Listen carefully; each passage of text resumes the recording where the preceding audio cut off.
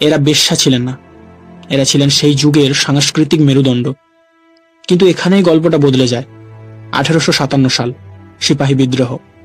ব্রিটিশরা এই বিদ্রোহ দমন করার পর একটা বড় সিদ্ধান্ত নিল।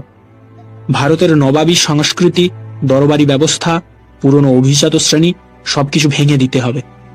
অওধের নবাব গেলেন, দিল্লির মুঘল দরবার গেল, আর তাদের সাথে গেল সেই পৃষ্ঠপোষকতার ব্যবস্থা যার উপর নির্ভর করে বাঁচতেন হাজার হাজার তাওয়াইফ। রাতারাতি যারা দরবারের শিল্পী ছিলেন তারা পথে নেমে এলেন।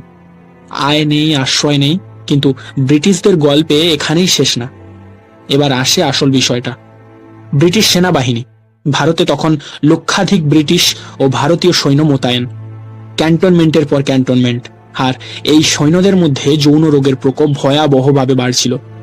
ব্রিটিশ সামরিক রেকর্ড অনুযায়ী এটা তখন একটা বড় সামরিক সমস্যা হয়ে দাঁড়িয়েছে।